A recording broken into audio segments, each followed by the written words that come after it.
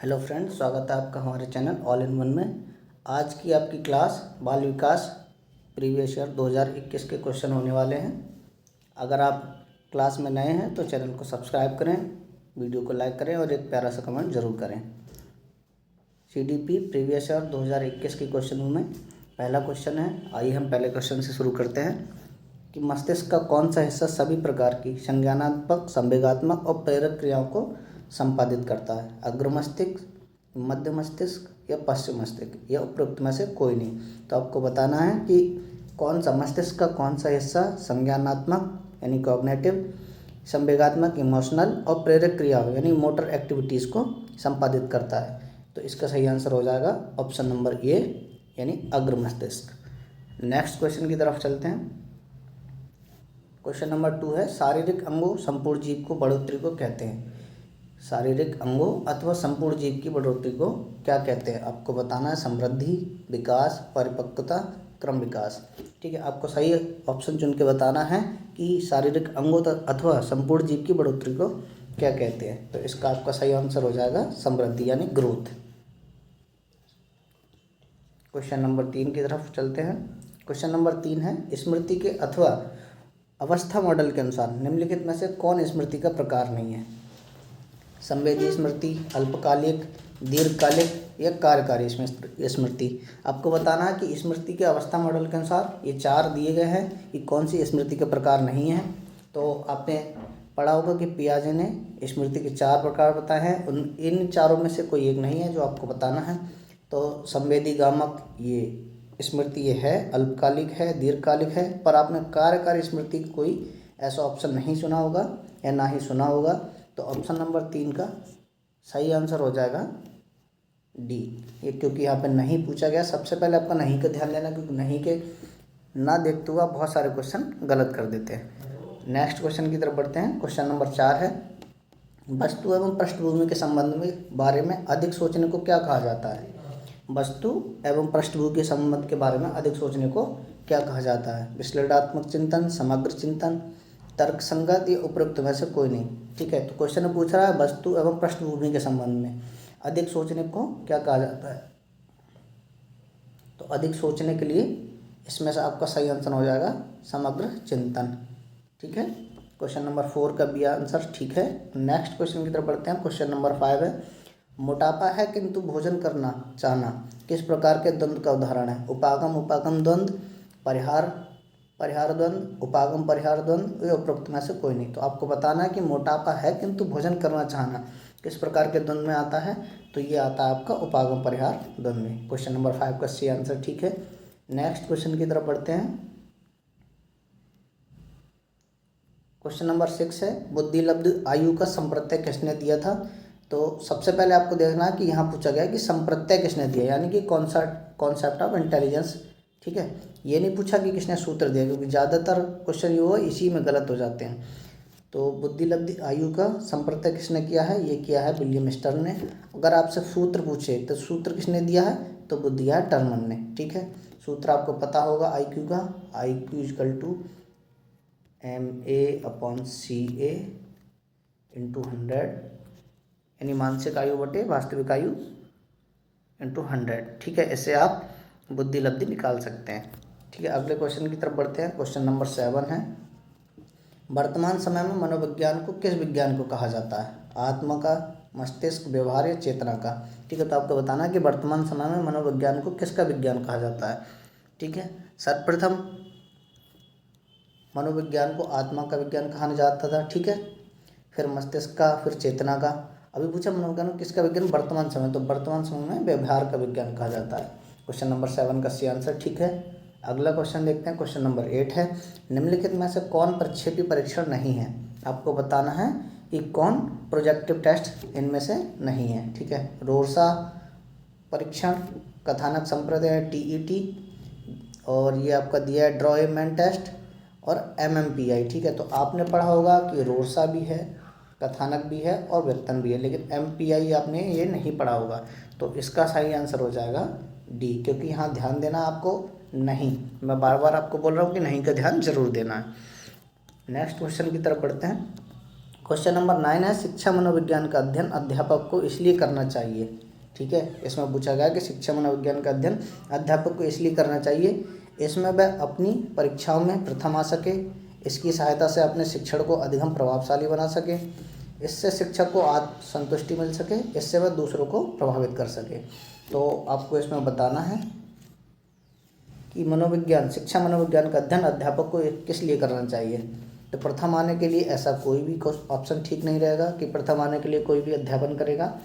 शिक्षक अपनी आत्मसंतुष्टि के लिए नहीं करता, क्योंकि छात्र केंद्रित शिक्षा है, इससे वह दूसरों को प्रभावित नहीं करना चाह रहा। सबसे उपयुक्त आंसर होगा इसकी सहायता से अपने शिक्षण को अधिक प्रभावशाली बना सके। नेक्स्ट क्वेश्चन की तरफ बढ़ते हैं। क्वेश्चन नंबर 10 है आपका।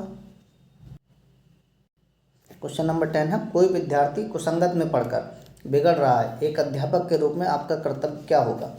पूछ रहा है कि कोई विद्यार्थी है जो उस कुसंगत में पढ़ रहा है, एक अध्यापक के रूप में आपका क्या कर्तव्य बनता है कि वो सही तरह से काम करे, सही तरह से अध्ययन करे, उसके माता पिता से मिलेंगे, उसकी उपेक्षा करेंगे, उसे विश्वास में लेकर समझाएंगे, उसे बुलाकर डांटेंगे। तो उपेक्षा करना सबसे गलत रहेगा, क्योंकि इससे उसके लिए बहुत ही ज़्यादा गलत हो सकता है। उसके माता पिता से मिलाने पूछा गया कि अध्यापक के रूप में आप क्या करेंगे, तो इसका सबसे सही आंसर हो जाएगा उसे विश्वास में लेकर समझाएंगे। क्वेश्चन नंबर 10 का सी आंसर ठीक है। नेक्स्ट क्वेश्चन की तरफ बढ़ते हैं। क्वेश्चन नंबर 11 है पियाजे के अनुसार संज्ञानात्मक विकास की किस अवस्था में परिकल्पनात्मक चिंतन विकसित होते हैं। ठीक है, आपको बताना है कि पियाजे के अनुसार संज्ञानात्मक विकास की जो अवस्थाएं बताई गई हैं कि उनमें से किस में परिकल्पनात्मक चिंतन विकसित होने लगते हैं। तो पियाजे ने 4 स्टेज बताई हैं। ठीक है, संवेदी प्रेरक, पूर्व संक्रियात्मक, मूर्त संक्रियात्मक और औपचारिक। ठीक है, इनका जो वर्ष है वो 0 से 2 वर्ष, 2 से 7 वर्ष, 7 से 11 वर्ष और 11 से 14 वर्ष। ठीक है, तो इसका सही आंसर हो जाएगा कि पियाजे के अनुसार संज्ञानात्मक विकास की किस अवस्था में परिकल्पनात्मक चिंतन होता है, तो वो होता है औपचारिक संक्रियात्मक है। क्वेश्चन नंबर 11 का डी आंसर ठीक है। अगले क्वेश्चन की तरफ बढ़ते हैं। क्वेश्चन नंबर 12 है एक बुद्धि परीक्षण पूर्णता शाब्दिक, पूर्णता अशाब्दिक या अवाचिक अथवा पूर्णता निष्पादन परीक्षण हो सकता है। इसके अतिरिक्त कोई बुद्धि परीक्षण इन तीनों प्रकार के परीक्षणों के एकांकों का मिश्रण रूप भी हो सकता है। ये कथन है, तो आपको बताना है कि ये सत्य है, असत्य है, अनिश्चित है या नॉट क्लियर यानी अस्पष्ट है। आपको बताना है कि ये कथन दिया गया है, तो ये कथन आपका सत्य हो जाएगा। ठीक है, क्वेश्चन नंबर 12 का ए। नेक्स्ट क्वेश्चन की तरफ बढ़ते हैं। क्वेश्चन नंबर 13 आपका है। पूछा गया व्यक्ति को अधोलिखित विशेषताओं के द्वारा स्पष्ट किया जा सकता है। इसके अंतर्गत शारीरिक एवं मनोवैज्ञानिक दोनों ही घटक होते हैं। किसी व्यक्ति विशेष के व्यवहार के रूप में इसकी अभिव्यक्ति पर्याप्त रूप से अनन्य होती है। इसकी प्रमुख विशेषताएं साधारणतः होती हैं। ठीक है, इनमें से एक मिनट रुक जाइए, इसको थोड़ा सा एडजस्ट कर लेते हैं। क्वेश्चन बड़ा है, माफ़ कीजिएगा। ठीक है, इस तरह से। और निम्नलिखित में से व्यक्ति की विशेषताओं से संबंधित कौन सा विकल्प सही है। क्वेश्चन नंबर 13 में पूछा गया है। ठीक है, तो इसका आपका हो जाएगा, इसके अंतर्गत शारीरिक एवं मनोविज्ञान दोनों ही घटक होते हैं, ये भी ठीक है। किसी व्यक्ति विशेष में व्यवहार के रूप में इसकी अभिव्यक्ति पर्याप्त रूप से अनन्य होती है, ये भी ठीक है।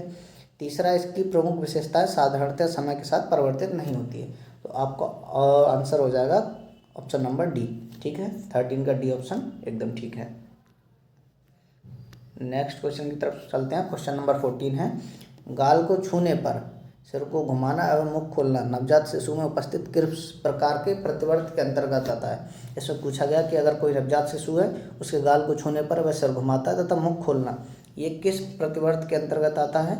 तो इसका सही आंसर हो जाएगा आपका रूटिंग, ये रूटिंग के अंदर आता है। क्वेश्चन नंबर 14 का ए आंसर ठीक है। नेक्स्ट क्वेश्चन की तरफ बढ़ते हैं। क्वेश्चन नंबर 15 है निम्नलिखित में से कौन सी किशोरों की एक प्रमुख चुनौती नहीं है।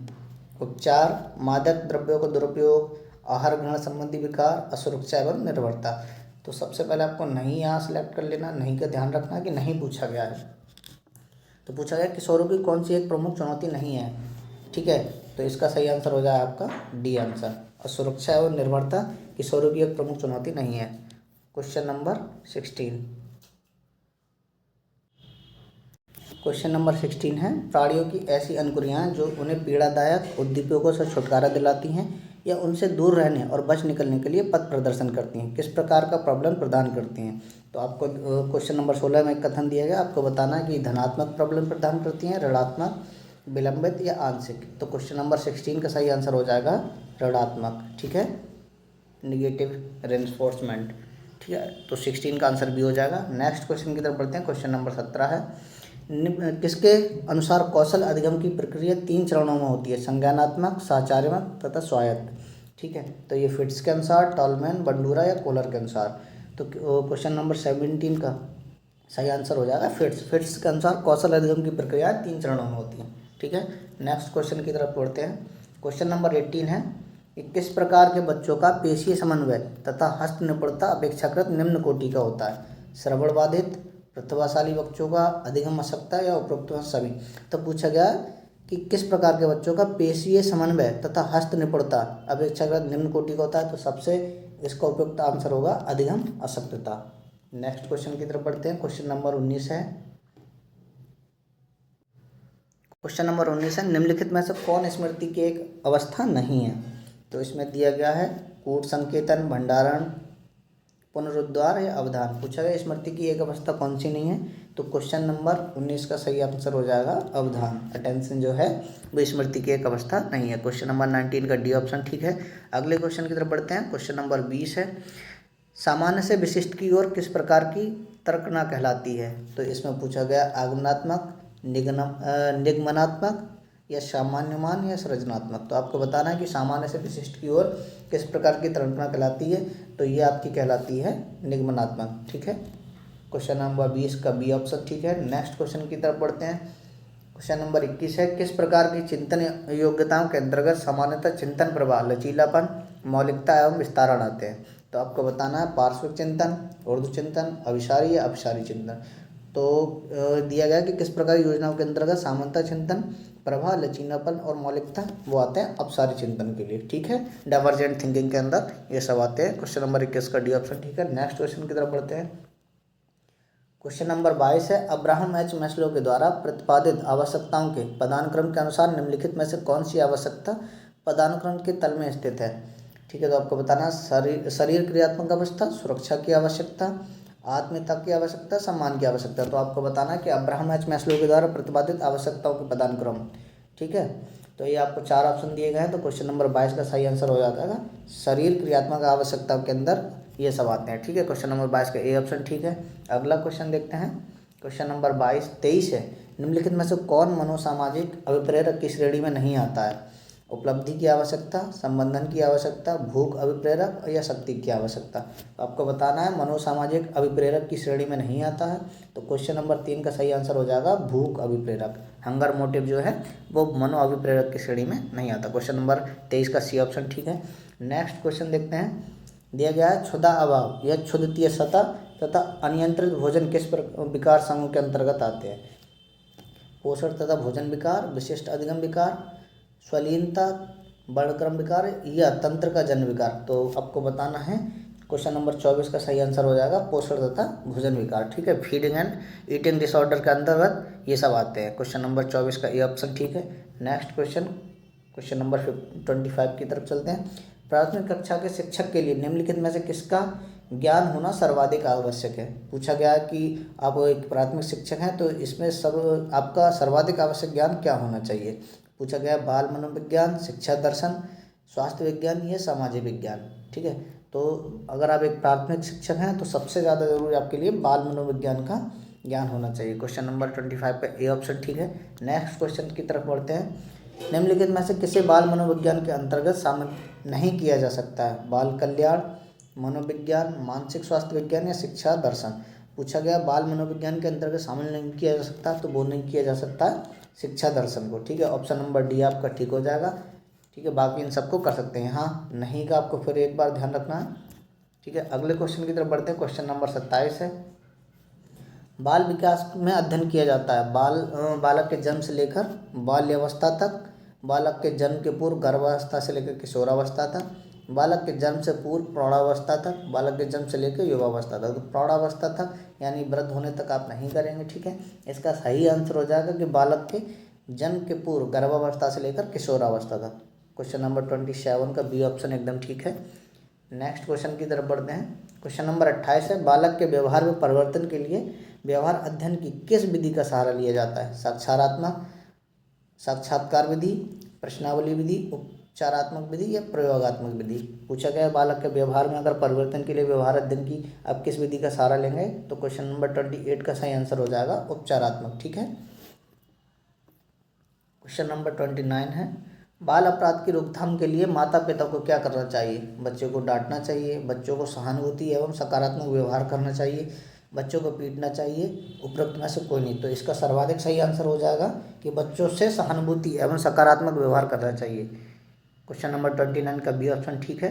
अगले क्वेश्चन की तरफ बढ़ते हैं। क्वेश्चन नंबर, आज का लास्ट क्वेश्चन, क्वेश्चन नंबर 30 है। क्वेश्चन नंबर 13 पूछा गया, कौन सी विधि एक नियंत्रण दशा में दो घटनाओं या परिवर्तनों के मध्य कारण संबंध स्थापित करती है? प्रेक्षण विधि, प्रायोगिक विधि, सहसंवादात्मक अनुसंधान या सर्वेक्षण विधि? तो आपको सही बताना है कि विधि एक नियंत्रण दिशा में दोनों घटनाओं या परिवर्तनों के मध्य कारण संबंध स्थापित करती है। तो क्वेश्चन नंबर 30 का आंसर हो जाएगा प्रायोगिक विधि। ठीक है। तो ये थे आज के CDP प्रीवियस ईयर 2021 के क्वेश्चन जो आपको सॉल्व कराए गए हैं। अगर आपको वीडियो अच्छी लगी हो तो लाइक करें, सब्सक्राइब करें और पिछले CDP प्रीवियस ईयर 2019 और 20 का वीडियो का लिंक मैं डिस्क्रिप्शन में डाल दूंगा, आप उन्हें भी देख सकते हैं। ठीक है। एक प्यारा सा कमेंट करके जरूर बताइएगा वीडियो कैसी लगी। Thank you. जय हिंद।